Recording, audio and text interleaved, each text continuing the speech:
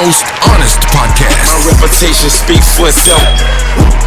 Veracity Exchange. Hosted by none other than Brilliance. I had a level where I was getting $35,000 a week cash. Spending I for 10 years, I never wore the same clothes. I used to do identity theft, fraud, all that. Let's make it happen, man. I'm ready. All right, let's get it going. It's your dog Hollywood Spryte, a.k.a. Brilliance, and y'all now tuning to VETV, man. Today I got a legendary guest in the building. You know what I'm saying? None other than the man himself, Mr. Melvin Farmer. How you doing today, Melvin? Hey, how you doing? Thank you for having me, young brother. Hey, how you doing? I'm doing all right. So today I want to kick this interview off a little different. You know what I'm saying? You know, your information is found numerous places on the internet. You know what I'm saying? So they can go back and do the research and do the history of your early beginnings. But just to establish who you are, can you let the people know what organization, you know, you were a part of or co-founder, better yet, that we still see in the culture that exists today, 50 years later? Back when I was 14 years old, my acquaintances was Stanley Tookie Williams, Raymond Washington, James Compton, and others that founded the Crips, those and that exist today. I'm an original member of the West Side Crips when they first started in 1971. And after we broke up into sets, which you hear today, like the Rolling 65, 5, Crip Mac, Monster Kody, A-Tray. I'm a co-founder of A-Tray GANGSTER Crip. And from then, I wouldn't have been incarcerated. So I've been in this culture since the day it started and watched as it evolutionized in what it is today. I haven't missed a beat. I also understand that you're a part of many youth organization boards. Can you name a few and exactly what do those organizations do, you know, for the community? For one, I'm with Youth Mixed Martial Arts, Inner City Mixed Martial Arts for Youth. It's called Grappling, Pancreon. It works with the United States Army. It's ran by John Franks. And this gives these youths a chance to learn discipline, self-defense, sportsmanship, and other things. I'm on that board. I'm also on the board of SBV, which is a St. Mark's Church organization, Saving the Black Village, where everybody on there are people of the cloth, reverends of this nature. I'm the only one that's not from the cloth, ordained, that's on this board, where we teach a curriculum for kids that are in foster care and their parents in the justice system, and they need counseling. I counsel the youths in the things that are not advantage to them on being in this position. And we teach the parents how to deal with at-risk youth. We do that. I'm a certified credible messenger that's up under Moriel, Mayor Moriel in Washington, D.C. It's a national organization that addresses the criminal justice system, restorative justice, but also in helping redefine the community. I'm with Justice for Murdered Children. Those are parents, friends, family members of those that have been slain unjustly in the streets, whether it be by a friend, family, foe, or those that are here to serve and protect us, the police. Save Our Sons, I'm on that. Facts, Families, Two of Men, California, 3 Strikes. That's where we talk about the notorious California 3 Strikes law. California's Two of Men's 3 Strikes. I also work with the GRID organization. That's the gang intervention program in Los Angeles, the same one that Nipsey Hussle was a part of, Big U is a part of, and other local icons on the West Side that are trying to give back. And I also advise and consult lawyers, mayors, city council members, politicians on what we can do to help restore and revitalize our community. Those are just some of them. You're the author of the book, The New Slave Ship, A Ship That Doesn't Sail. What inspired you to write that book, and what's the meaning behind the title? What inspired me to write the book, I sent you the article, if you've seen it on your text, in 1998. In 1997, I was the first one up under the California 3 Strikes law to be released up under reversal. And before I was released, the inmates in there and everybody there asked me, don't forget about them behind this unjust law. And I made the promise to keep that I would come out and help bring awareness and do what I could. In fact, the day that I was released after 3 years and 8 months of a 35-year to life sentence for $2 worth of drugs, I went and debated the author of the 3 Strikes Law, which is Mike Reynolds, up in Fresno, about the injustice of this law. So one night I was riding with a young lady, and I said, I feel like writing about the 3 Strikes Law. And in 6 hours, I had wrote a book called The New Slave Ship, 3 Strikes You In, Not Out. Because when I was in prison for a life sentence for a nonviolent offense, I felt all the elements of being on a slave ship. It just was on land. You're sleeping in cells, the equivalent of underground bunks on the slave ship. You're doing free labor at 25 cents. Your freedom is gone. You are whipping folks. And it just felt like all the elements, like I was being enslaved by the government against my will for such a minor offense.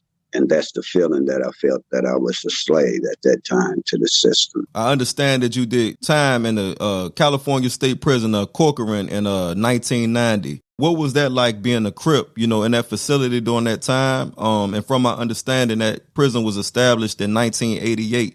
So it was a pretty new facility. How was that situation during that time? Well, you're talking about Corcoran State Prison. You can Google it.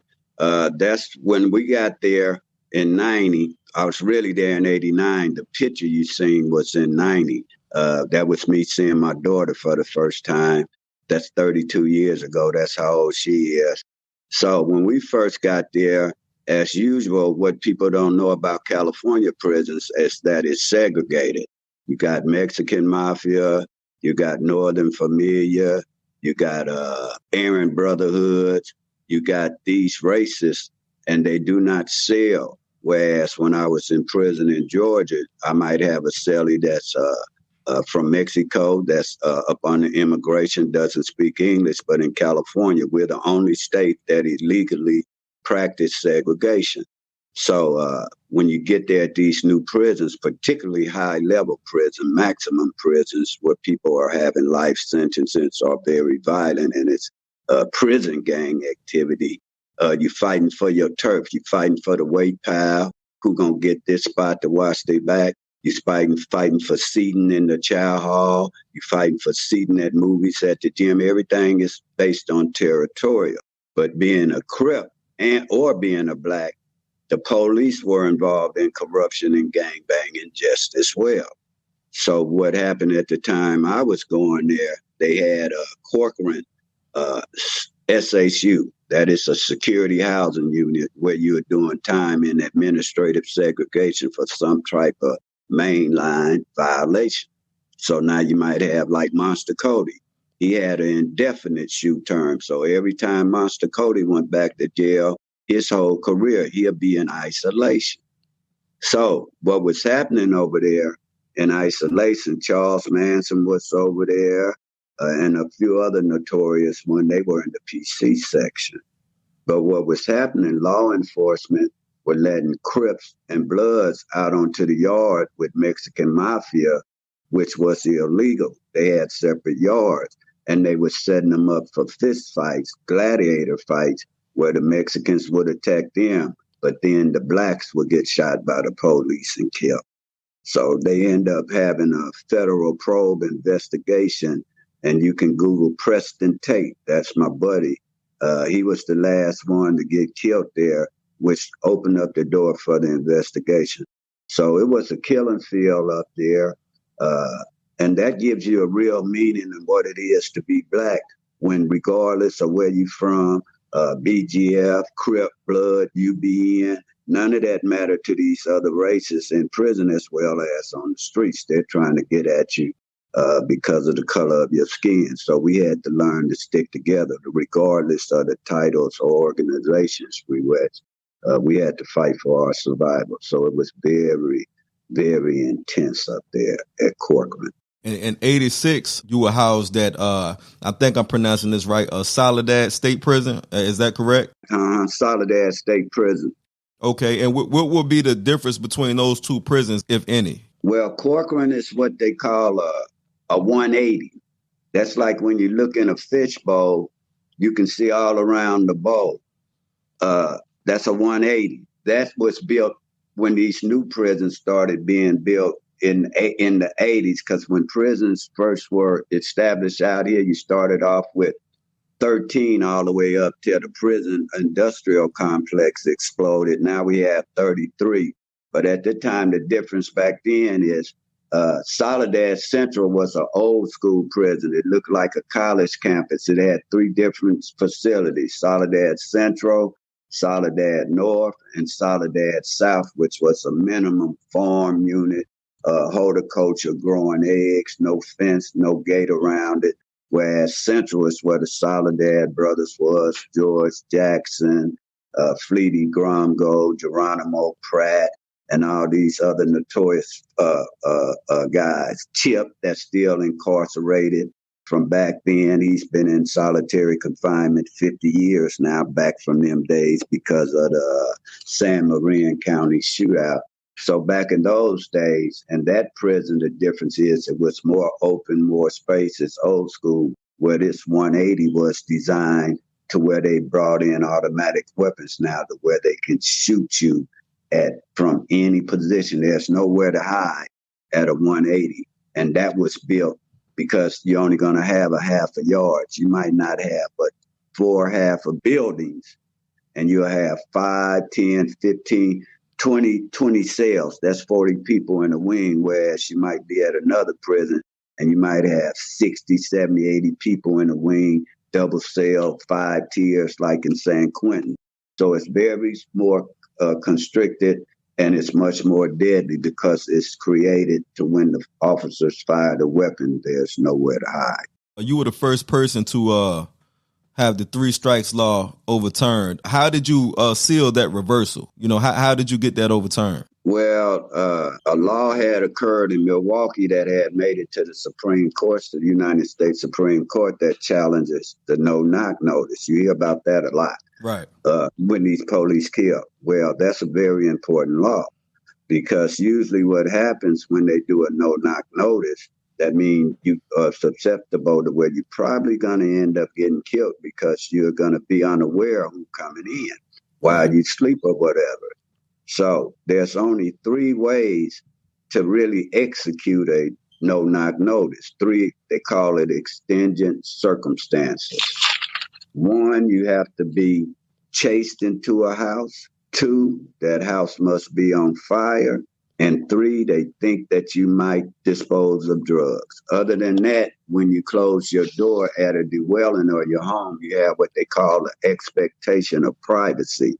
To when you lock that door, you do not expect nobody to burst in, similar to a home invasion, a no-knock notice.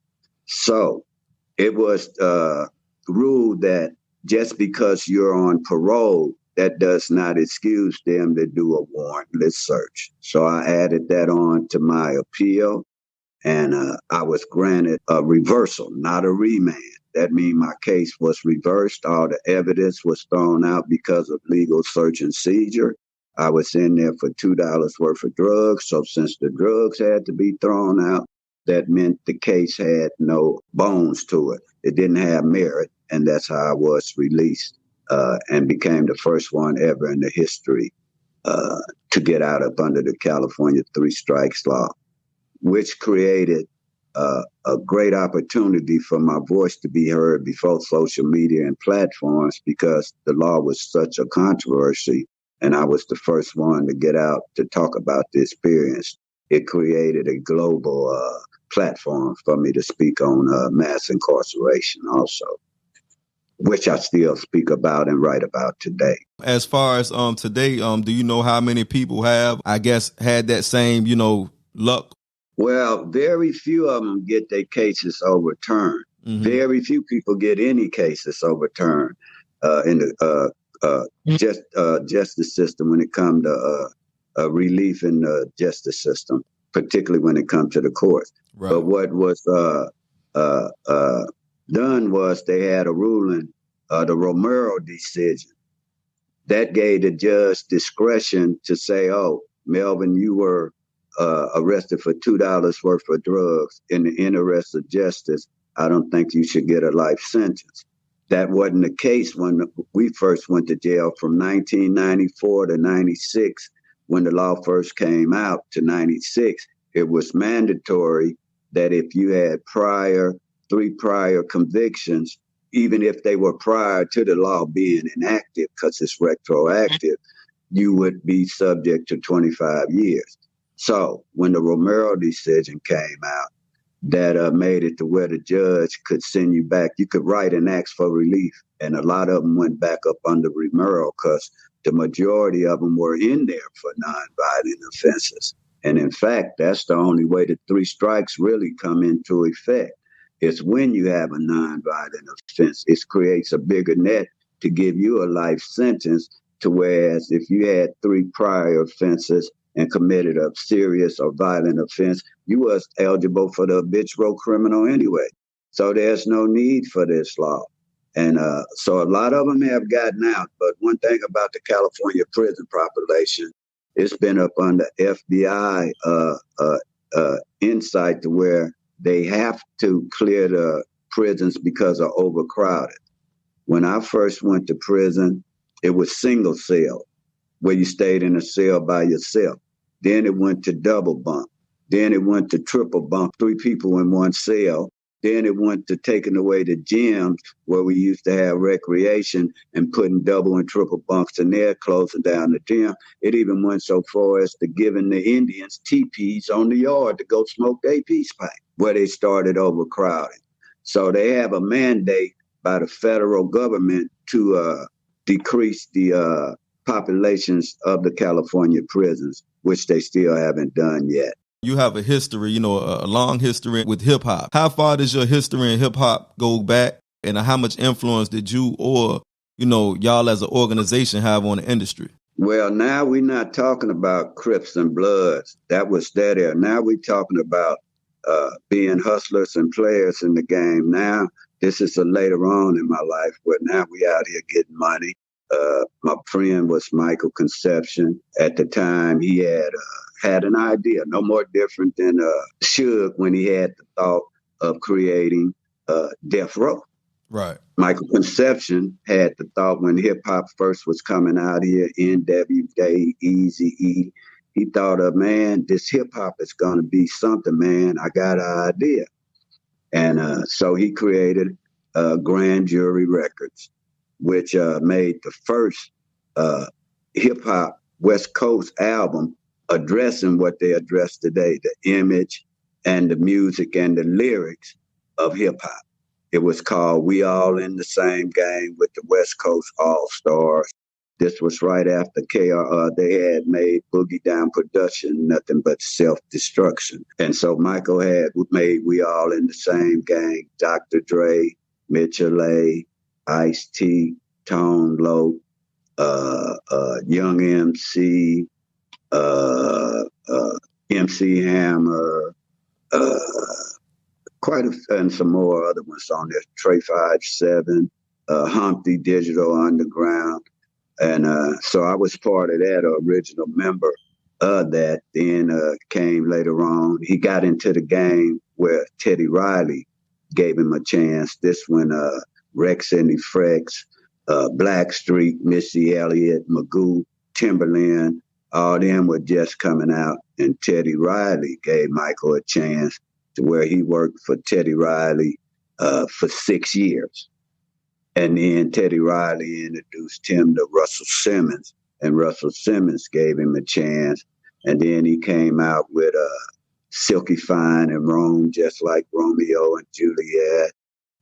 Kendrick Lamar, he helped in the game.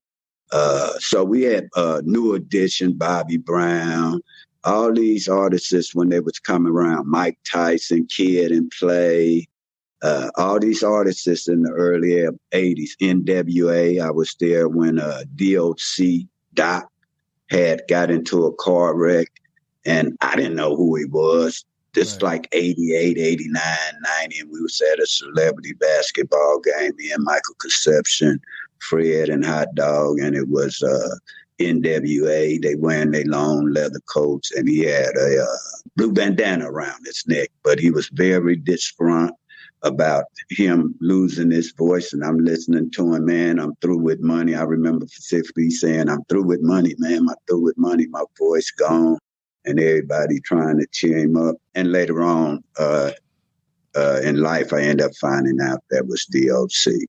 So we've been in the rap game. Right now I deal with Fivio, Foreign, Wack 100, Big U, anybody that's in the hip-hop, that culture.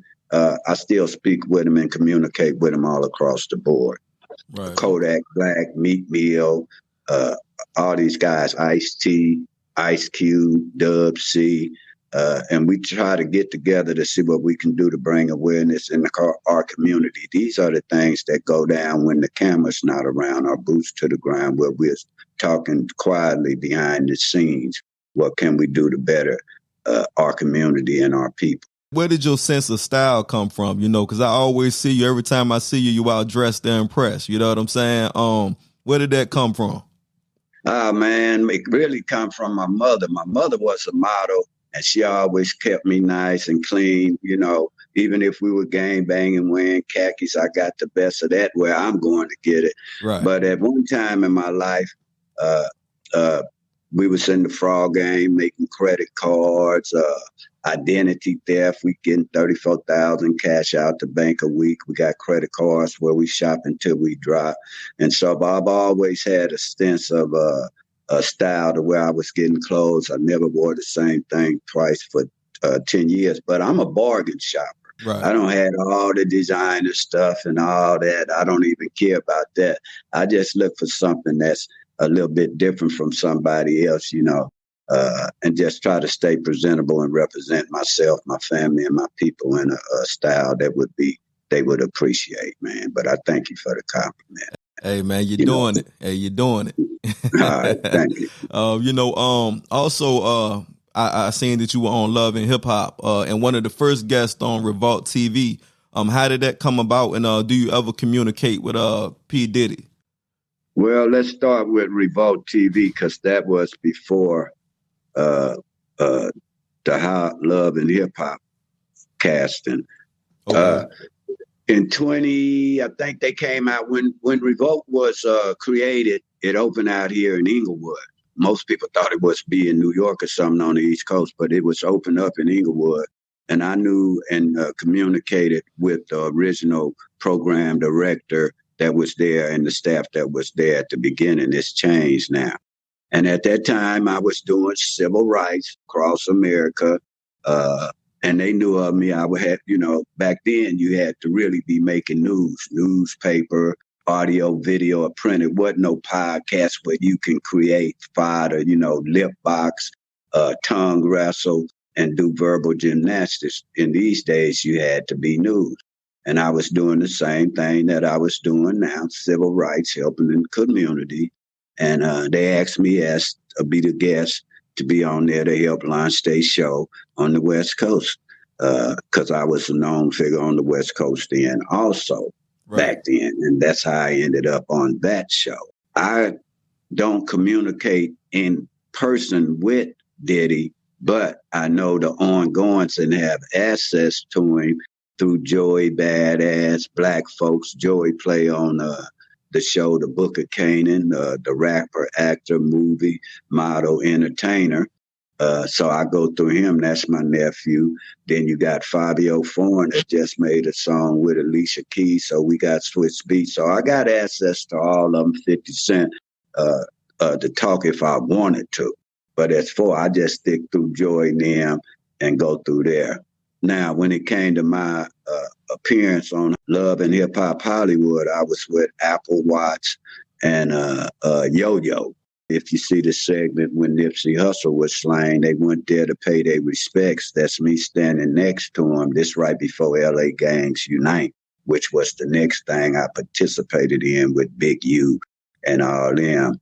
So anyway, one of the guys that actually brought Nipsey Hussle into the game is named Don Skarowski. Don Skarowski is a journalist, a hip-hop journalist extraordinaire, but he also owned a company called critical concepts. So earlier, prior to that, he had put us in a budget for a movie by Fox TV called Who Killed Biggie Small Tupac. In fact, it's the most watched documentary on the subject. It's the one we did with Ice-T and Soledad O'Brien as executive producers. So he had hired me as my first job in life, where he had seen an article where I said, I just want to get a job. And he hired me because I could get in contact with Suge Knight, who at that time hadn't been sentenced and was up under court orders where nobody could get to him. In fact, I got him $75,000 sent to him. That was the budget for me to get in contact.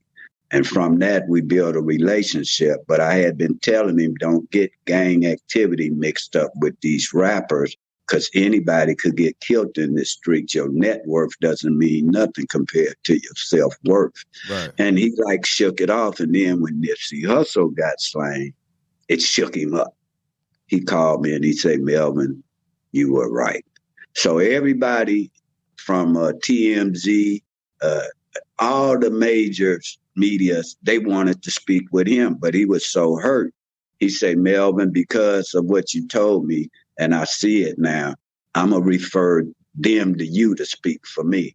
And so Love and Hip Hop called him, and he said, nah, why don't you get Melvin and pay him and let him do it and speak on my behalf? And that's how I got on the assignment to guard, actually, Apple Watch and Yo-Yo. And then we went to the site that day on my old Facebook social media. You can see it live from back then when that occurred because all the media was there. And that's how I got involved in Nipsey Hussle and Hollywood Love and Hip Hop. I was paid to be on there, but to also protect Apple Watch and Yo-Yo. And it's ironic that I'm from A-Trade GANGSTER. That's in the Rolling 60 neighborhood. This is when they're at the peak of their sorrow. So you got millions. And that's the equivalent, so the people out here understand, that means a McCoy. I'm a McCoy. They're Hatfields. And that's the difference with me in these streets. I know mostly all these people within these communities to where they give me the respect because they know Melvin stayed out the game. He quit gang banging. He wasn't into this thing that they had going on for these terrains. And that was a big thing, that I was allowed to come over there and do that. We spoke yesterday, man, and you also mentioned to me that you reached out to John Wick and spoke with Kodak recently. How was that conversation? Well, I'm with another program called Catch 22, where they're giving a benefit concert and just finished out passing out gas this weekend for the inner cities in Chicago. We just finished participating in that. That's another thing where we don't talk about. We doing it.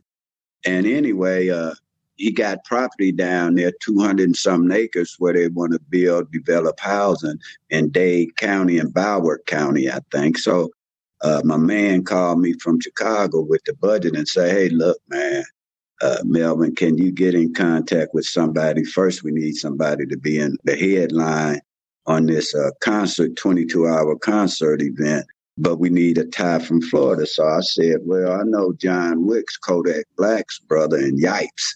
That's associate of John Wick's. That's who. So I called my man Yipes, and I called John Wick's, and I let us all have a conference call. Then we called Kodak Black about his participation to see can the numbers match up and see what we could do. So that was just, we was talking about doing something that could help unify the community and bring awareness to issues that adversely affect these inner cities, where Obama might say these pockets of poverty. Trump called them a rat-infested Baltimore, but these are the communities that I represent on a level, because who speaks for those whose voices are silenced by careless listeners or people? So I try to bring awareness to those whose voices otherwise wouldn't be heard. And that was the conversation that was occurring with Kodak Black. We was talking about what we can do to help unify and bring better conditions to our communities, as well as help serve them. What's your thoughts on the Eric Holder situation as far as those pictures, of him circulating, beating behind bars? Well, when I look at a situation with anything, I take away the titles. In this case, I'm going to take away the name Eric Holder. I'm going to take away the name of Nipsey Hussle. I'm going to take away the name of Cowboy. I'm going to take away the name of Cousin Kerry, or everybody I just named I knew also. That's why it's so easy. Right. I don't have to look. So since I knew all of them, I can't look at it like that. When you're an unbiased urban analyst, you must look at this situation, and this is how I look at it. You got a suspect, a victim, and a witness. And in any one of these categories, that could be your child. Let's start off with Nipsey Hussle. He's the victim. That's who name go there. To me, Nipsey Hussle had a right to life, which nobody should have been able to take unless he was threatening your life. That's the rules of this game. Unless somebody threatening your life, in America, you don't have the right to threaten their life. So I look at it like a young man lost his life unjustly. Then I look at the suspect, Eric Holder. Now I'm looking at it from a different frame because I did 30-some years in prison. I've been a suspect all my life. So I would want equal rights and protection up under the law. No matter what I did, he's entitled to his civil rights. Right. That's how I look at that. And if his rights are being violated. We'll get back to that in a minute. 3, we look at the witness. And that's when it comes to this social media. Are they telling, snitching? And I don't look at it like that. I just look at, do they have the right to testify to something they were victim to as well as witness to? In the case of Cousin Kerry, he not only a witness, he a victim because he got shot. But then you'll hear people say, oh, he telling. He not telling.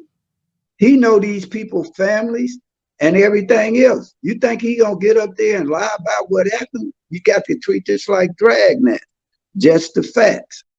So now we know that Nipsey Hussle rights were violated, and they're being addressed right now to where punishment be meted out. So that's a fair game. I've seen nothing that violated Nipsey Hussle rights other than Eric Holder taking his life. So now when I look at Eric Holder and see him jumped on in the county jail, I see a problem from a legal standpoint, although it's a minor incident. But Eric Holder, when you're in LA County Jail, you have high power. That's where high profile cases, Charles Manson, Tookie, the BGF, Gang of Mexican Mafia. They're high profile cases and they will be in a high powered area. But when you a high powered case like Holder, he's on a keep away list. That means when he go to court, he's probably taken in a van by isolation. If he's put on a bus, he's put in a cage by himself. When he leave to walk down to go to court to get ready to go from that county jail, they're going to make every inmate, because you got traffic going. Everybody up 5, 4 in the morning, getting ready to be at court at 8 or 9 o'clock. They got sales you go to. But when a person like Holder walk down with the law officers, everybody must face the wall and put their nose on the wall and hands behind their back and don't turn around and look at it. So when I see that he got jumped on and beat up in the LA County Jail, that tells me a level of corruption and negligence is occurring by the police that are there to protect him, the sheriff, because they evidently put him in a place, in a cell, to where he was with other inmates, and that shouldn't occur. And the reason I say this, because the level of corruption that has occurred to where the same sheriff department, me, Christopher Darden, did a case back at Wayside to where they were letting the Mexican Mafia and the Aaron Brotherhood kill the blacks on purpose. Okay. So we did a case where we sued the police, the only one that's ever been successful in the United States, the LA Sheriff Department and Baca, Google Sheriff Baca. He's in jail now for corruption for the same charges in federal prison. We did the first case that got the eyes open toward, which would lead to his indictment later on down the line. We filed a lawsuit for 889 inmates, all black, that were injured. They was burnt by throwing water. The police were giving the Mexicans knives back after searching the cell and taking everybody's weapons. They'd get theirs back. And they were coming back, killing them, hitting them. They were getting hurt real bad. Each one of them got $1,000, the 889 inmates. And they had to bring back and change the policies at Wayside Max. So that's how that started. And that was a very proud moment. So when I look at Holder, I look at it to where I see that law enforcement set him up as entertainment, just like at Corcoran and San Quentin and other prisons before this, where other incidents, law enforcement have always been part of the corruption that go on in these jails, because it's like, who cares when you tell of these incidents? Because their voices are once again silenced by the wall. So when you talk about Eric Holder, he gonna get his just due. He's not gonna beat the case. He's not gonna beat the case, because a normal person gonna say, when you walked away, you didn't have to come back. So in California, when you kill somebody, there is no self-defense law in the state of California. There is no stand your ground.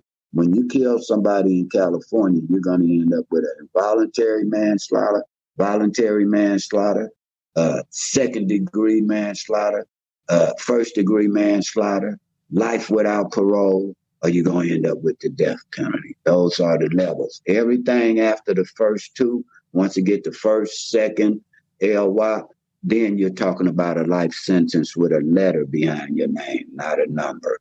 You're going to have a letter, life without parole, death penalty. So while we on, the Eric Holder, Nipsey Hussle situation, and I heard you mention earlier, you speak to Wack 100. What's your relationship with Wack 100? I met Wack back when he was games manager at a club called the Savoy. He was counting money in the bathroom. I guess they don't pay him for the appearance, and I walked up in there. And I said, "Oh, young bro, I see that you counting your money. I'm going to back out the room and stand back here until you through." And he said, "No, G, you can come on in." So I went on in there, used the restroom, and we sat there while he counting, we chopping it. And he asked me, he said, "Hey, man, you know Big U?" I don't even say nothing. And at this time, I'm with Ayatollah Marvin, one of the witnesses in the Suge Knight murder. And I know he a blood. And Marv's a Pyru. So I said, "No, but I know Ayatollah Marvin." I said, "In fact, I'm going to call him up." And him and Marv chopped it up and met. And after that, he said, "You all right, OG?" I didn't even tell him who I was or talk about I'm this or that. I just kept my mouth shut. And he said, "OG, I like you, man. Come on back with me." So we went backstage on the stage. He went live with me on Instagram. He popping it and doing all this. And I talked to Big U. And I mean, not Big U, I do talk to him too, but I talk to Wack. And from there, every time me and Wack talk or get together, we've always I don't discuss nothing about Clubhouse, nothing that go on. I just talk to him, just call and chop it up. Like he had said something the other day, a couple weeks ago, where he had talked about a certain city, and that city felt some kind of way. And they were high-end hitters, street influencers, I will call them. Right. Street influencers from a different set. But they called me and say, "Hey, big homie, we know if anybody can get in contact with Wack 100, we know you can. We don't come down here from LA and we want to see him." So he said, "We like to talk to him." So I said, "All right." I called Wack up. They discussed the issue. And that's intervention and prevention also, the way you resolve conflicts that go unheard of. So all this you hear about what they do in the streets, these are things that go on behind stage to resolve real street shit. So they went and discussed it, and they got to understand it. That created and solved that turmoil. Wack appreciated it because it could have endangered his life. They appreciated it because the only thing stronger than a friend's pride is a mother's love out here in these streets. Right. And that was the resolution. And that's how they go. A lot of times I'm called in as an arbitrator on these street issues. Nation of Islam called me when they have injustice. Hey, Melvin, we got Game, we got Snoop coming, we got all these sets coming. We know you know all of them. Can you come there and help? But a lot of times they don't want to pay me, even though they getting paid to do it. Called gendering. But then again, they can't come at me with money because I know a lot of these groups and organizations and people you see on the internet, they got one foot in and one foot out. Right. I don't play that to where I'm talking about saving somebody's life and in the same breath taking somebody's life. Right. I can't do that. So that's why I say solo by myself and deal in my lane and do what I do. All right, Melvin, I want you to break down this Young Thug YSL case, right? But before we get into that, I was watching a segment on Say Cheese the other day where Charleston White made a statement that Crips and Bloods don't have structure. You know, what's your take on that? And then I want you to bring us into the, you know, the Young Thug situation. But what's your take on Crips and Bloods don't have structure? I beg to differ on that, and that's not true. And the Young Thug case is ironic that you mentioned that because of my comments and opinions on that Young Thug case. And this will dispute exactly what they're saying about Crips and Bloods doesn't have no structure. In fact, I got a video that's been viewed by 20 million in the LA Times. It's a 6-minute audio video also that was watched. On 2016, Google the LA Times article with Melvin Farmer, Redemption, was shown in the LA Times, which is usually a paper that comes out in print, but they also had print. They had covered me for a year on 100 Days, 100 Nights. But on that 6-minute documentary, I had also stated that Crips lack structure. So this is really paganism where they changed the word to don't have structure. But when you look at my comment in 2016, it say lack structure. And this is why I beg to difference. Every gang has a structure. But first we have to understand gangs. You got street gangs and you got criminal gangs, organizations such as the mafia. And you have ethnic gangs such as terrorist groups, KKK. You got prison gangs. You have outlaw motorcycle clubs as the gangs. These are the gangs that exist. And you have local and national street gangs. So when you're dealing with the street gangs, what's the difference is the level of their structure. In other words, the federal government, let's get into Young Thugs and Gunna case. As we know, they're facing state RICO charges.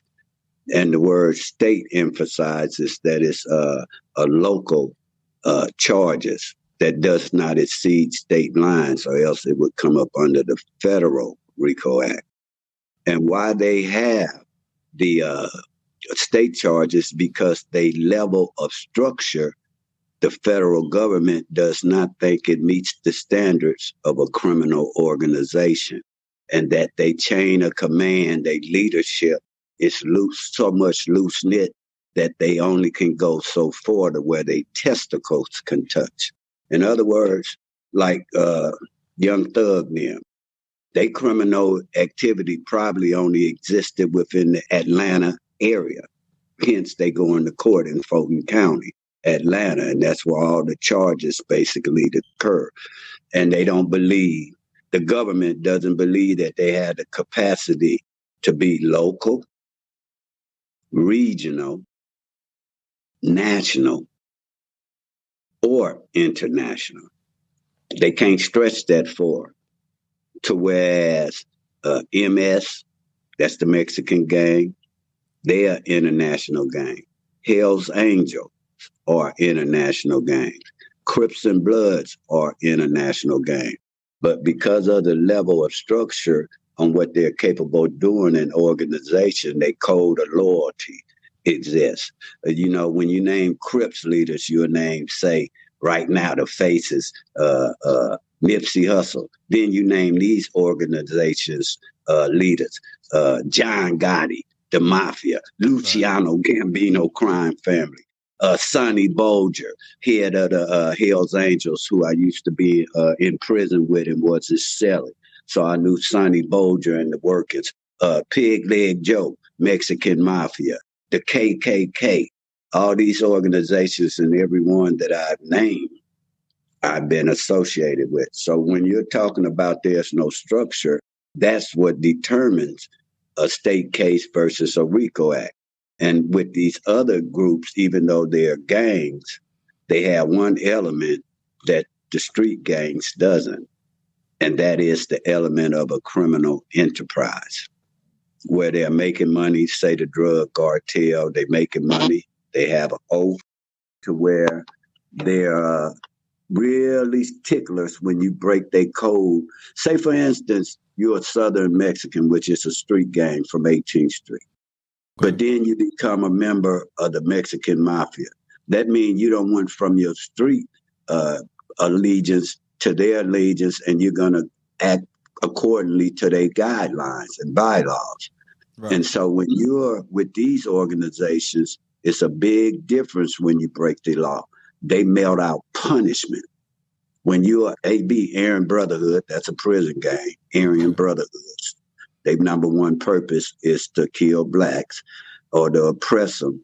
When you're one of those members and you break the law, they have a way of punishing you to set an example to where you know not to do it again. And since they're a prison gang, usually when they kill in prison, they make it to where they might, every time I've seen them kill one of their own, they've been stabbed at least 30, 40, 50 times.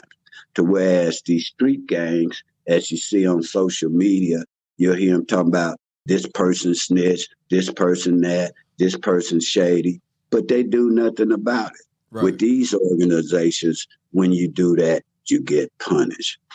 So now, Young Thug and them are going to court because of their criminal activities as a street gang, an organization that basically deal in street stuff, dealing drugs, prostitution, murder, carjacking, extortion. These are street level crimes as opposed to these that have an organization that might be extorting the garment district, right, the music industry, entertainment.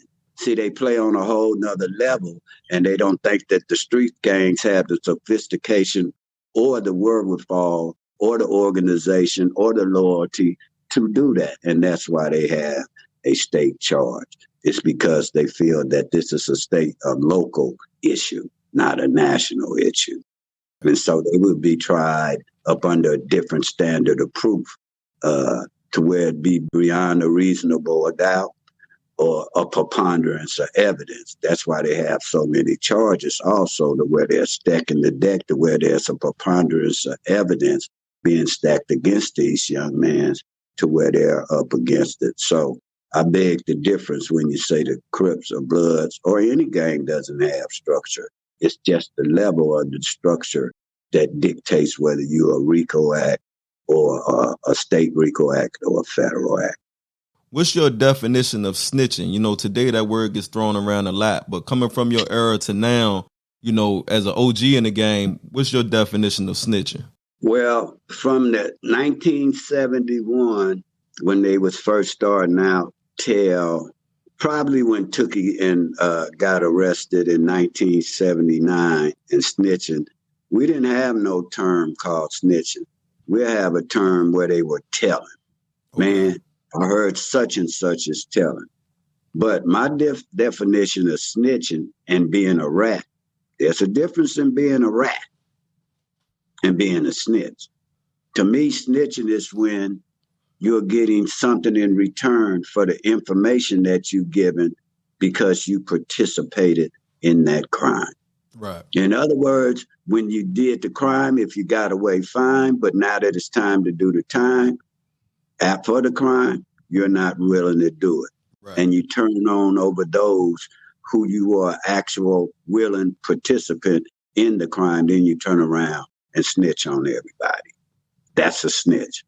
Now, a rat is one that would go for no other reason and give police information that they wouldn't otherwise be pertinent to just because. Those are the lowest of the low. So they put a lot of emphasis on this issue of rat on social media. But if you're not going to have a universal code, let's go back to the code of loyalty and ethics with these other organizations where one shoe fit all. You can't pick and choose and say, oh, such and such a snitch, and then don't do nothing, and then turn around and do something to another one that's done the same thing. Right. So when it comes to snitching on the street level, it has been distorted and misused tremendously. So I don't look at snitching like I used to back to where they call it where you do something and you get disciplined, DP. Right. Back in our day and with these other organizations, DP means the death penalty. It doesn't mean when you come back to do whatever you want to do and get a second chance. They taking you out. If you snitch on the mafia, good chance you're going to end up in the back of a trunk. Right. A lot of times that happens. And let's talk about also, I heard him say that on Say Cheese that in 6 months, Young Thug and Gunna gonna be telling. I don't think that's right that you even be giving an opinion as to whether it's guilt or innocence, because you could taint a juror's mind. See, we need to update when we pick these jurors and do voir dire. Do you watch social media? They don't ask that question. Right. But we ought to, because of these days and times and people giving out so many different opinions and judgment, that could taint the fairness of a hearing for the defendant as well as the victim, as well as anybody else. At the end of the day, I don't think that snitching is standing where it's at, man. But back to them snitching, I don't think Young Thug and Gunna are going to be able to give out any information that would get them a plea bargain or anything else, because you have other defendants with lower level charges who's never been to jail. They're more likely than not to already have been told or telling about the role that they played in it. In other words, they're pleading out and giving out their accountability and their roles in this. So the court system looks at it like, hey, these guys, they're not hardcore gang members. They're not at the core of this. More likely than not, if we let them go, they won't be tax burdens no more to us. They'll become taxpayers, as opposed to Young Thug and Gunna. They have the resources, the funds to get back out and commit criminal acts. And people are going to be telling so much on them that the only thing that they could almost do is they have to tell where Jimmy Hoffa body buried at. And the mafia killed him 50 years ago, and they have no clue where he at. Those are the chances of them. I don't think they'll be able to tell, even if they wanted to tell. They're not going to offer them that. And it ain't going to happen in 6 months. I stayed in Georgia jail for 2 years fighting my case before I got an 83-year sentence in Georgia. You do not go to jail that quick. That's why if you'd have heard when they first went to arraignment, they kept asking what is our bail date to get a bail hearing to get bail, because they have no bail. And the judge kept saying, I can't give you that. And here go another lesson about people that put the importance of money ahead of information. These young men got all the money in the world and all the tea in China, yet they can't get out. Right. But if they could come up with some information that the government needs and not present to, they can get out on bail with no money. So this is a lesson when they go to bragging about, I got this, I got that. A lot of times money doesn't count in this game, particularly in the streets, because a lot of times it's from ill-gotten gain. Right. So money doesn't count, particularly when you're in jail. Justice means justice with money to a certain extent. But in this case, these guys have money and cannot bail out. But if they have information, I bet you they'll be out with an ankle bracelet. But they don't have that type of information because they street level players. And the majority of the things that they could possibly tell, the police already probably got a bead on it from the street snitches, confidential informants. They have to, like I say, bring up a body or something that nobody know about. And I don't see that happening. That'll just be incriminating themselves even more and making it more tougher on them when they go to do their time. Because now they're going to be like Eric Holder, isolation and walk along. Right. Who want to be in prison doing 20, 15 years and you in isolation, being ridiculed, not being able to be around nobody. Your face is known. You're earmarked for killing. You don't want to be in prison doing that. You'll be watching the Waltons every day. That's 4 walls. That's a miserable life to have to go into to do time. They won't be able to walk the main line. So I don't see them being the type of guys that don't have the sense to know that, hey, man, it's no need in us telling. All they could do is try to save the state some money by the state offering them a deal, and they just take a deal to where that state will come to them and say, look, we got other people telling on you. We got this information on you. For us not to go to trial where we know we'll give you a conviction, instead of getting 20 years, we'll give you 15. Instead of giving you a life sentence, we'll give you a determined sentence. That's something with a number on it. It might be 60 years. 60 years do 20. Like I got 83 years do 5. I did 5 years in state prison. I had 3 20-year sentences consecutive, and I had the other 5 sentences, which totaled 23, which add up to 83. So the 20-year sentences, which was the higher terms, I did 5 years on that, and now I'm finishing up 15 years parole. I get off parole from my sentence and charges in 2030. So I know the system. Right. They don't want to go to jail with the jacket of having a snitch on them. And I don't think they're going to have the opportunity to tell one way or the other. You mentioned something to me the other day that I never thought of until you, until you said it. You said members of the crime families like the Mexican Mafia, you know what I'm saying, other organizations get witness protection. When you tell on them, you're allowed to go to the witness protection program and stuff of this nature. Whereas when you're a witness to a street gang crime, or something like that, you're basically put right back in the community, right, since it's so close to you to where the crime happened at. Right. And you're right around those that committed the crime. You're put right back into the lion's den. Right. So I was saying that I was thinking about writing legislation to change the conditions when you're in state court and testifying against street gangs and other high-profile cases, to where that there should be some different type of relief and protection, just like you would if you was a witness in any of the other ones that I named above that are criminal enterprises. Right. The Hells Angels, you're going to get the witness protection program. If you're testifying against the Mexican Mafia, you're going to get the witness protection program. In fact, to show you how powerful these gangs are and their organizations and their structure, when they made America and Me, Michael Concepcion was a consultant on that, and we were in Palm Hall when they were filming the jail section. And the cast, they were giving us 2 packs of Camels a day. But what happens is James Omis was the star of that movie. He was just coming off being the police chief in Miami Vice, so his name was popping like right. Cheek and Chong in the game for the Browns. But he went and made that movie without the permission to speak on the Mexican Mafia. And he had to go to the FBI for protection, to where if they couldn't get him, they were threatening to kill his family members who were in the inner cities, kin to him in Boyle Heights and all this or wherever.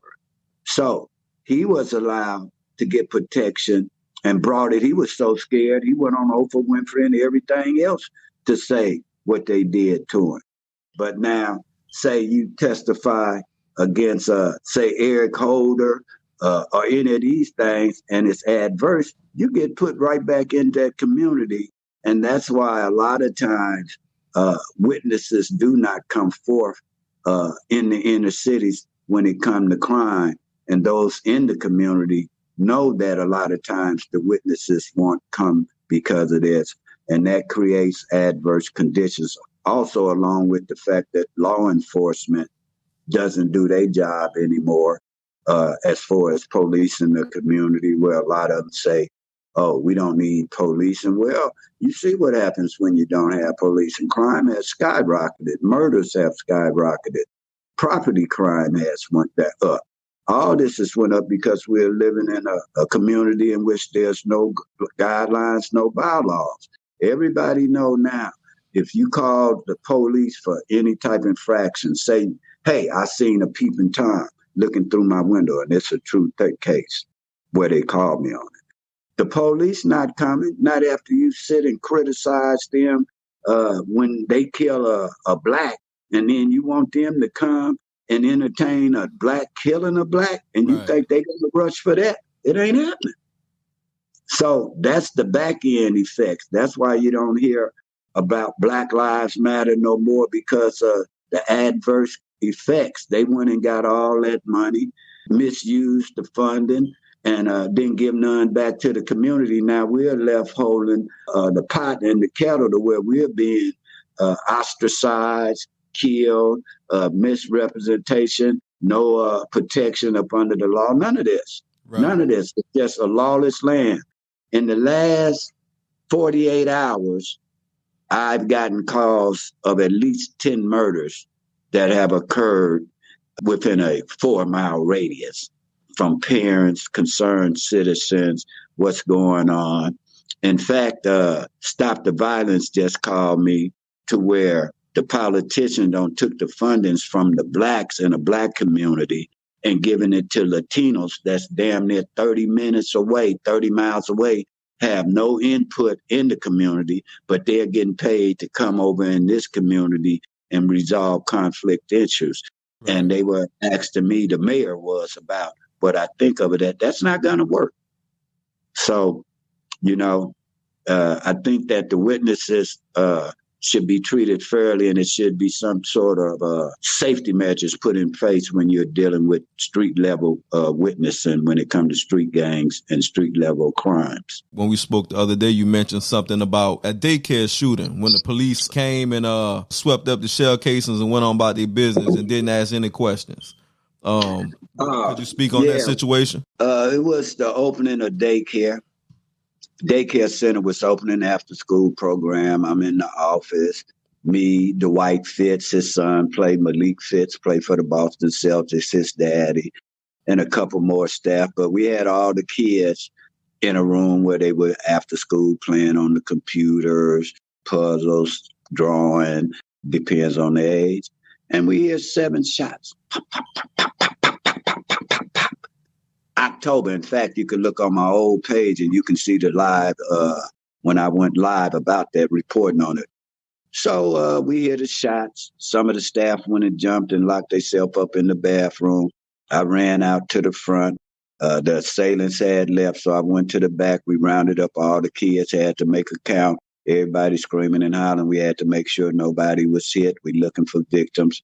So I'm looking at the wall and I see all these big holes from this automatic. I'm looking all up and somebody say, well, whoever was shooting, they couldn't shoot straight.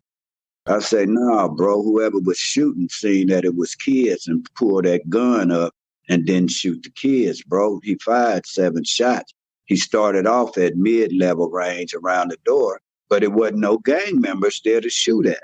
So after that, when the police did show up, the police didn't ask not one question to staff, nobody, about what happened.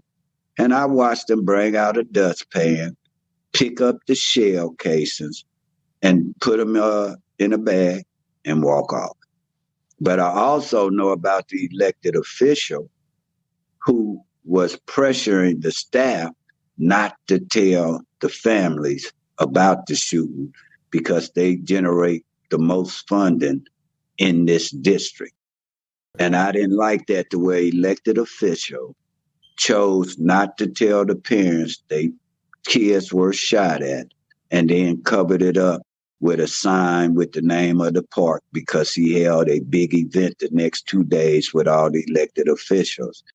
And that was a stickler with me. So I would talk to him and said, hey, man, what we going to do about protecting these children? Because we have no cameras here as a deterrent. They know they can run up in here where all the other inner city parks have police not only there, but they have cameras as deterrents. We're the only ones that's open season to come shoot up. So I called Joey Badass and asked him, hey, Joey, let me borrow $10,000 to go buy cameras and put them in to protect these children. And at this time, he had just given some money to Mayor Cuomo in New York for education of the schools out there in New York. And he said, okay, Joey's a good dude, man, a good youngster.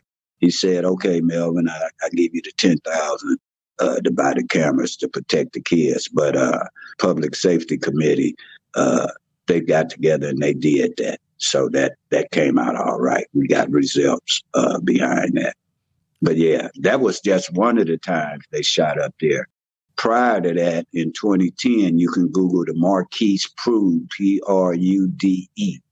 That was the youth that was killed where they ran in there the same time, October. So this could have been a revenge because the guy who did that, one of them got killed. The other one just had got out. I suspect that's who did it. Marquise Prude was an 11-year-old youth, and he was shot and killed there where he died in front of his mother, Sharon Williams, and his sister, Asia Page, who's on my Facebook page and always thanking me. But I did that case and brought it public. At that time, it was Council Member Parks, who was Chief Parks. Prior to that, he ran the LAPD. Now he's the 8th District Council. You had Mark Ridley Thomas. You had Christopher Darden. You had the original Mexican Mafia members from the Rampart scandal that ended up using the money to open up Homeboys Entertainment that exists today. This was at the beginning, and then the original members of them got indicted by the feds, not RICO Act by state. They got indicted for weapon charges, murder charges, and they went to federal prison. So this wasn't the first time that a shooting or a murder has occurred there. James Lofton, the all-pro wide receiver in the NFL, his brother was slain there in the early 70s. Maxine Warder come to this park. Karen Batts come to this park. Kamala Harris has come to this park. In fact, this park is the park to where Tookie, the West Side Crips, and all those other ones started. This is St. Andrews Park. But we have a level of corruption within the political parties that exists in our community, and it's a lot of nepotism that go on. You'll have the senior, the son, the daughter, and it's a revolving chair, but we come out with the same results. This been going on from water hoses to choke holes. So I think we need some new faces up in there. I've been a campaign manager. I worked on political action committees. I've been a community organizer up in these platforms. I won community service awards up in this community to where other ones have never received a plaque. And you got high-end profile names, particularly when it comes to these streets and being icons, but none of them have ever been awarded the plaques and recognitions that I have. Right. And that's on just a quiet tail. So I just keep my boots to the ground. I don't get caught up in that verbal gymnastics that's occurring on social media. You know, I don't think that narrative. It's amazing how social media will use maximum exposure to portray us at our lowest levels: gangbanging, prostitution, drug dealing, and all these other things that are negative. Whereas I think we should be using the platform, and all of them that have these platforms that are doing these negative and derogatory platforms, they all have a chance to unite and create a fortified front to where we all can start talking about a plan and not a promise on redefining our community. Other than that, they just need to stay in this lane, and people need to stop judging others that are trying to do things for the community, because that to me is like watching wrestling. Right. Idle gossip, bingo long, and the all-stars. And this out here in these streets, it's a dangerous game. It's a gray area when you try and be able to walk these streets and try to bring public safety and other things up the forefront. You're going to have a lot of people that doesn't agree with that because that's all they know. They're scared of change. Right, and that was actually my question that I was going into. You pretty much answered it, but that was my next question. What was your opinion of social media, the uses and misuses that we have going on today? Yeah, it's a lot of misuse because of careless listeners. You can Google the 100 Days, 100 Nights. That happened in 2015 to where KP, a young man named KP, was slain. And then they started mocking him and saying things derogatory about his death, but thinking it was somebody else. Because of social media, a couple hours later, one of my associates, a McCoy, got killed named BK. And that started the 100 Days, 100 Nights, which was the worst summer misabuse and abuse when it come to disregard of human life, when it come to killing, that I've ever witnessed in my 50 years of being in this game. I mean, people were dying left and right.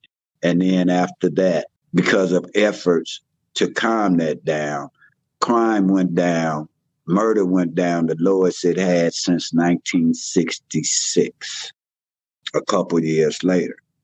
This was right during the time of the LA Gangs Unites, because of myself and a whole lot of other people efforts, and the same people that are doing the efforts now that been in this game doing this 20, 25, 30 years, and a lot of them longer than that are just trying to outlive it, where we got elder people, Black Panthers, and other ones that were pro-Black and fighting for this community, then to see us fighting against the community.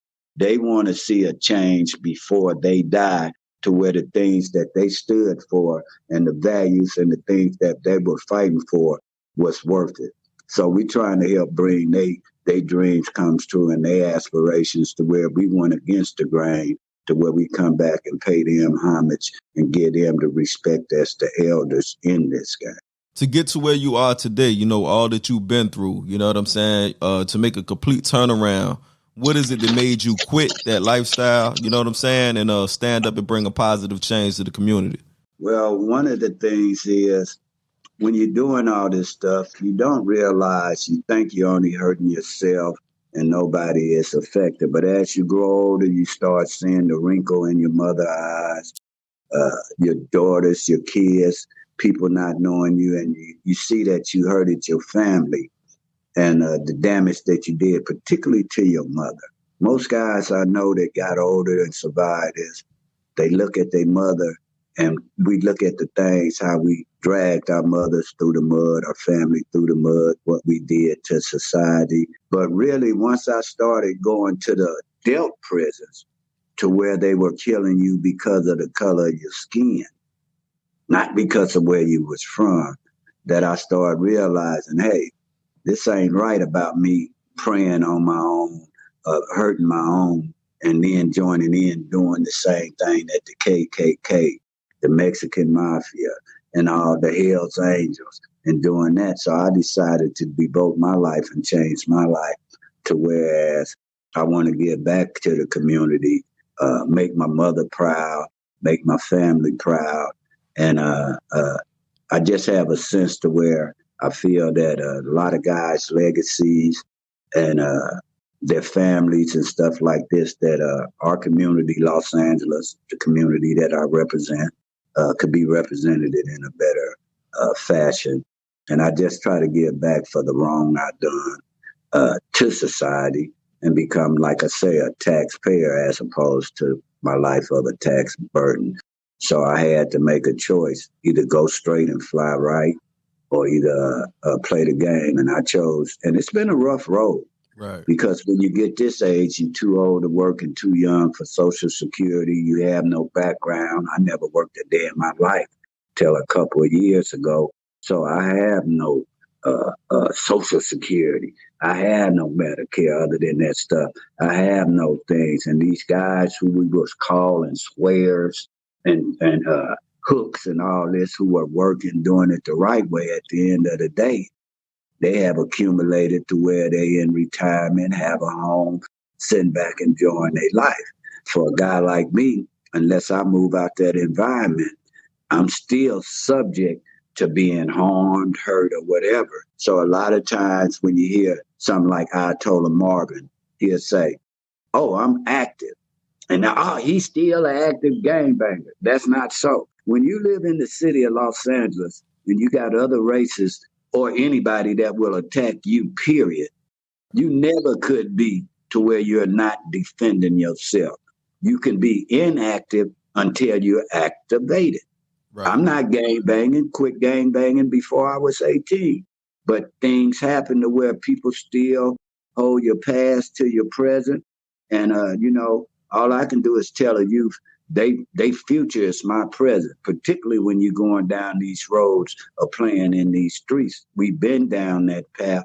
So it's best that you should listen to somebody that's traveled that path as opposed to you going down that road and not knowing what's ahead of you. That inspired me to try to make it better for those that are growing up to where they have a choice, the corners or the courts. We don't want them to choose the corners. We get ready to close out on the interview. Before we get to that point, is there any rumors or any myths about you or the organization or anything that you want to clear up or set the record straight on? Well, there's no rumors or myths, but I've been watching let's go back to when somebody say something to where I do a fact check. One of these rumors I heard is that intervention workers in LA, they work with police, they snitch with police and this and that. That's not true. Okay. That's not true because that's putting these intervention workers, and I know all of them, and all of them, the majority of them are solid guys. That's not true about how intervention and prevention work. I was in the first intervention program with Rosie Greer Black in 1977 or 76 called the Long Table when there wasn't no police presence involved. It was strictly the two gang members from each crew, $50 a week, twice a week, 2 hours each time, 4 hours a week, twice a week. We was getting $50 per session, $50 a week, $25 a piece, basically. But now when you do intervention and prevention, because they know the money that's involved, that's allocated for this, now the police want their cut. So usually an intervention and prevention worker in Los Angeles, they're sent to the scene of the crime of a murder or attempted murder or something of that nature to where they're from that community. Right. From that community, because if you remember earlier, I say they took the blacks' funding and gave it to some Latinos. Right. There's no way no Latinos gonna be at no murder scene talking to those around there and swatching rumors. And what happens is they'll be there and they might be conversations like, hey man, the Rolling 60s just come through here and killed them. They'll have the official information from the police report where they can say, no, the suspect was this. He wasn't black. He was a Latino. So they're there more so because they know those that are there to talk to them, to kind of fall back and see what's going on. But they don't report to the police like that and give them, oh, they say this and that. That's not how that goes. And they use them basically as ambassadors to the community. But the problem with intervention is prevention. Is in Los Angeles, they do not get the warring combatants to come together to create dialogue.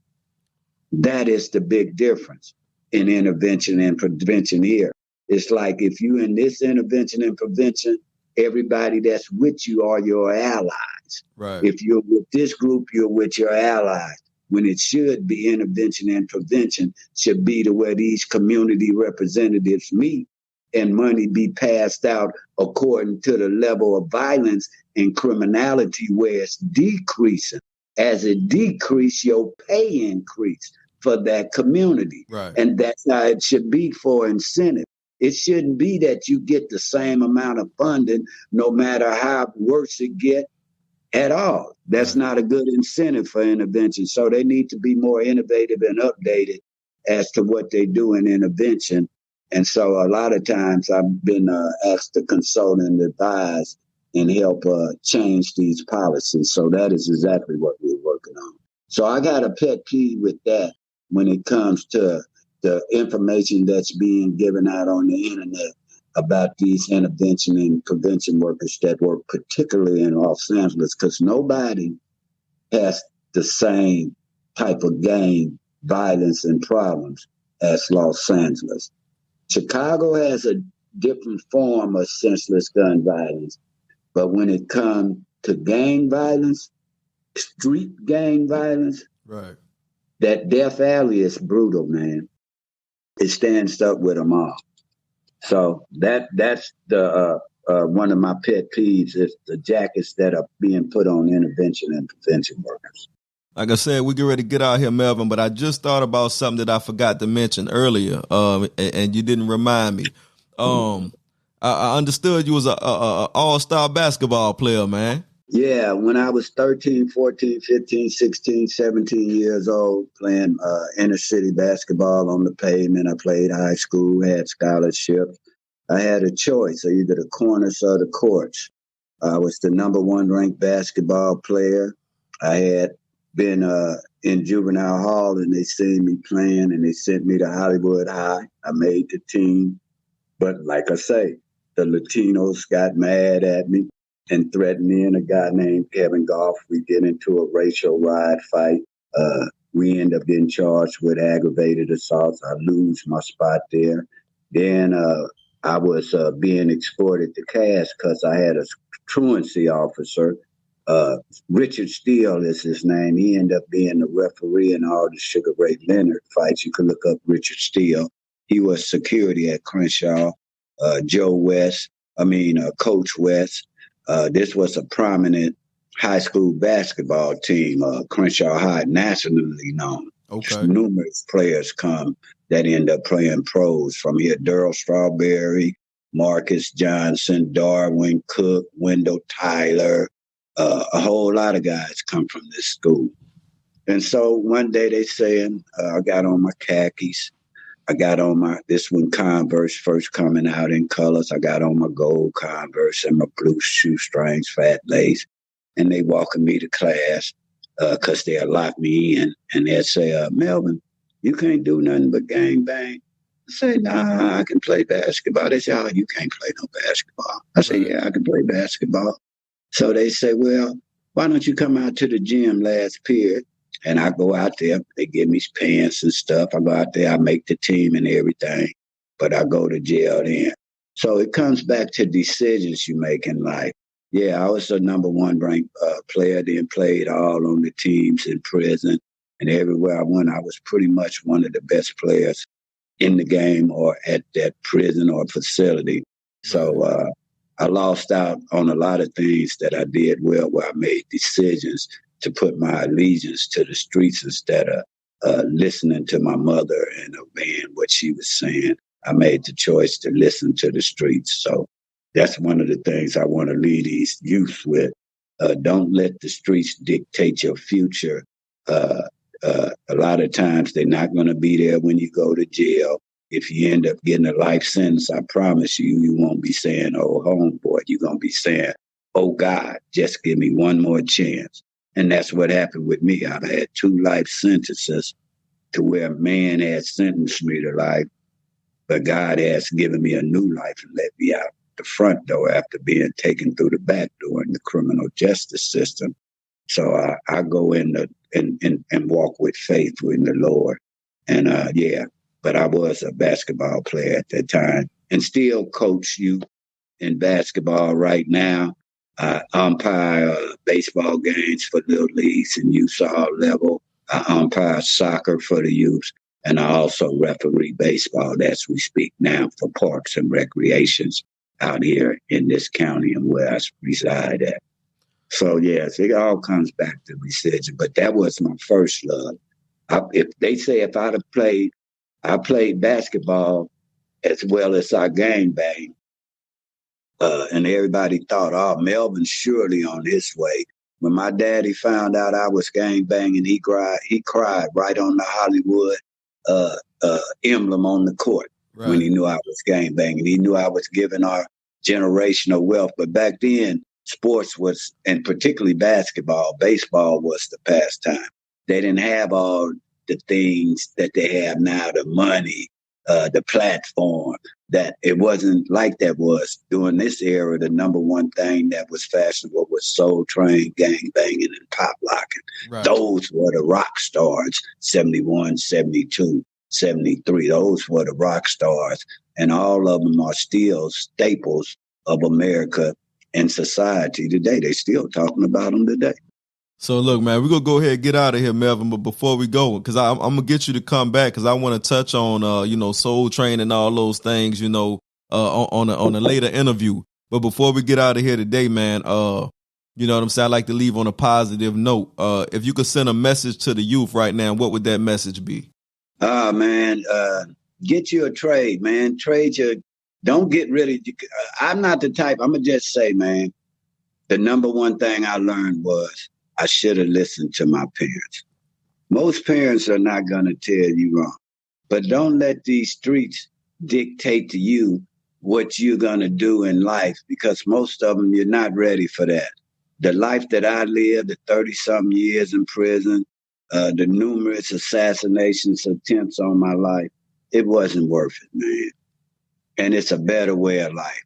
This, it's something that you guys can do. Y'all can create history, particularly this young generation. Change the cycle of violence. Change the cycle of drug abuse.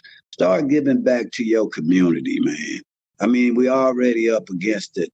And start learning and being like financially literate. We want to teach financial literacy, which we're starting to do on this documentary we have, Senseless Gun Violence, the World Epidemic. Y'all stay tuned for that. But at the end of the day, man, I want these youth to become taxpayers as opposed to tax burdens. But listen to what your mothers say, man, or your parents. Do what you want to do to make your family proud. You want your child to be better than you. Right. You want your community to be better than when you wanted to grow up. You want your child to be safe, and you want other children to be safe. In my community, I haven't seen a child trick or treat in 8 years. They are not coming out because of the violence. Right. That's not right. Let's do something to give back to these youth that aren't responsible or even involved in this. So at the end of the day, man, I just always try to say, try to be a better person than you was the day before. There we have it. It was an honor, Mr. Farmer. You know what I'm saying? I'm blessed to, have you on the show. I greatly appreciate you. And I definitely want you to return, you know what I'm saying, to drop some more free game and give us some more of that history. You know what I'm saying? That's a lot of times we don't discuss the history. You know what I'm saying? A lot of people running around blind. So I would greatly appreciate if you come back on the show. Everybody know my saying, yesterday's wins nor losses count. If you woke up blessed to be alive, keep pushing forward and strive for a greater tomorrow. You know what I'm saying? I'm Hollywood Spryte, and that's Melvin Farmer. You know what I mean? We getting up out of here. And one more thing. Listening is learning and history is knowledge. That's how that goes. Free game. Free game. And we out. We out. Thank you, man. Peace. Peace. Veracity Exchange Television.